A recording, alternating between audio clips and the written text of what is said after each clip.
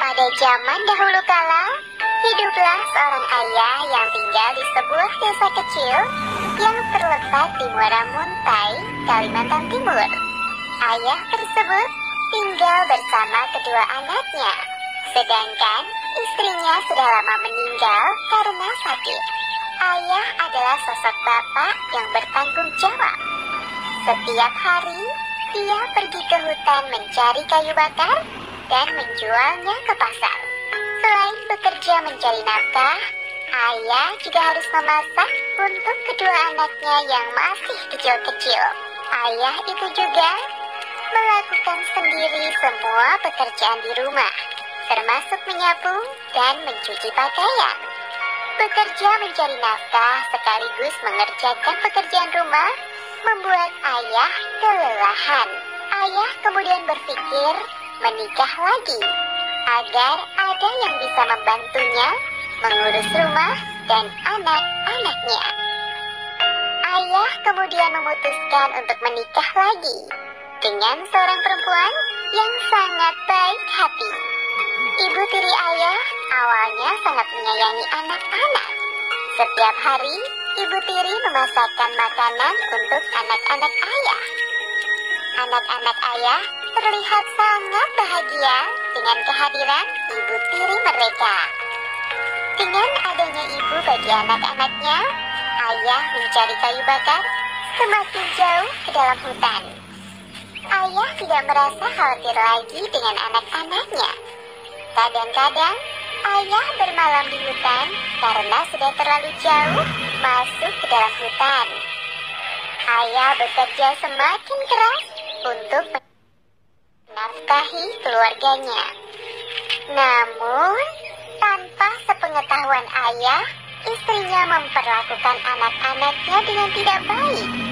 Bahkan ibu tiri ayah menyuruh anak-anak mengerjakan pekerjaan orang dewasa. Hei, jahatkah kalian pemalas? Taunya cuma makan dan tidur. Cepat ambil air di sungai. Anak-anak tersebut dengan penuh rasa takut mengambil air dari sungai. Namun banyak air yang tumpah karena mereka masih kecil, sehingga tidak begitu kuat membawa air.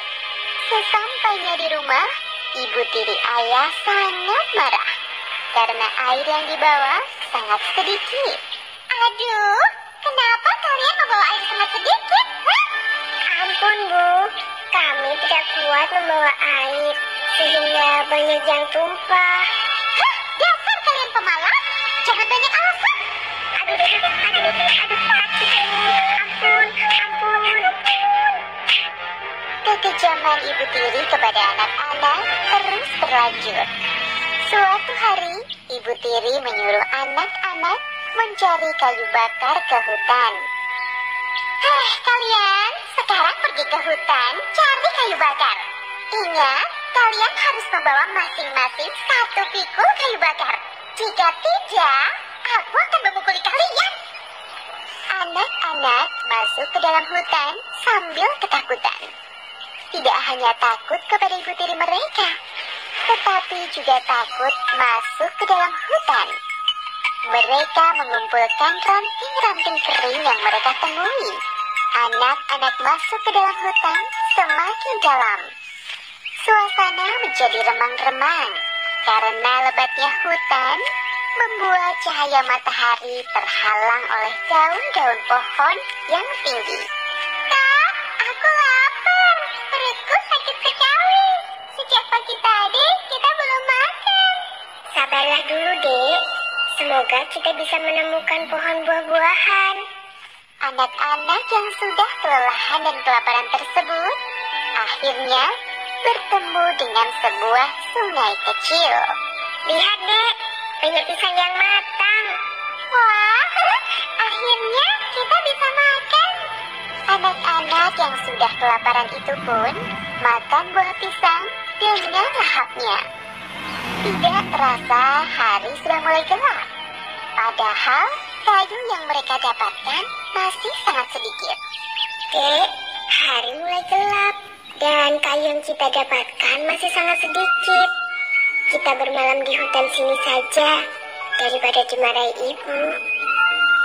Akhirnya, mereka memilih tidur di dalam hutan karena takut dimarahi ibu tiri mereka. Setelah pagi tiba, mereka pun melanjutkan mencari kayu bakar. Setelah kayu bakar dikumpulkan cukup banyak, mereka pun pulang ke rumah. Mereka berjalan sambil memikul kayu bakar yang sangat berat untuk ukuran mereka yang masih kecil. Mereka pun sampai di rumah dengan sangat kelelahan. Bu, kami sudah bawakan kayu bakar yang banyak. Sekarang kami sangat lapar, Bu. Tolong beri kami makan.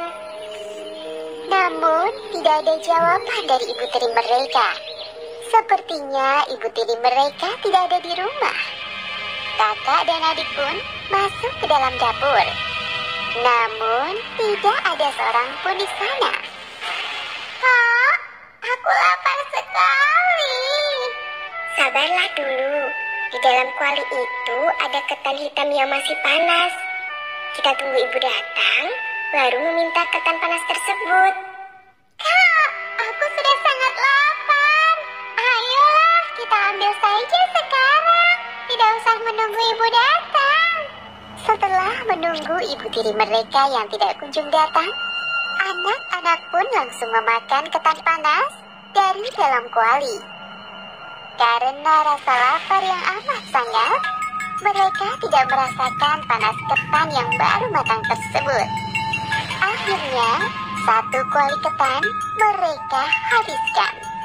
Mereka sangat kekenyangan. Ayah dan ibu tirinya tiba-tiba datang. Mereka terkejut melihat anak-anak memakan semua nasi ketan sampai tidak bersisa. Hah, lihat Kakanda, anak-anak bermain sampai tidak pulang. Dan tiba-tiba saja datang menghabiskan makanan kita. Hah? Mendengar perkataan istrinya, ayah percaya begitu saja dan langsung memarahi anak-anaknya. Kalian memang anak-anak yang nakal, suka bermain hingga tidak pulang berhari-hari. Dan sekarang kalian pulang hanya untuk menghabiskan makanan. Ayah yang selama ini percaya begitu saja ucapan istrinya, terus memarahi anak-anaknya. Kalian ini memang anak-anak yang tidak tahu diri. Maka dengan sangat rakus, kalian ini anak manusia atau anak ikan?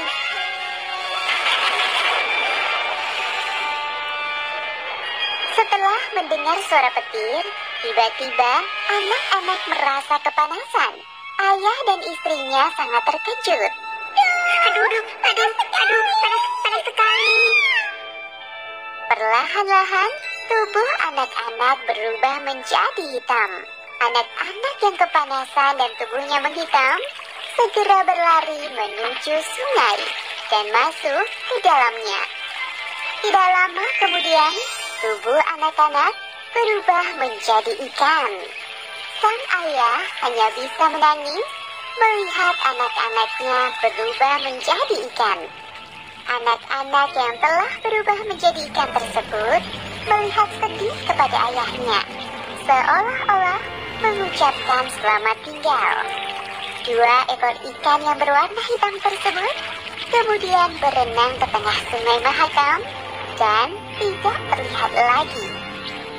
Dua anak-anak kecil tersebut sekarang telah menjadi ikan yang menghuni sungai Mahakam.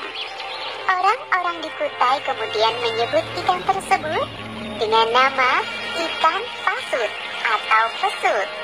Sedangkan masyarakat di pedalaman sungai Mahakam menyebut ikan tersebut dengan nama ikan bawoy.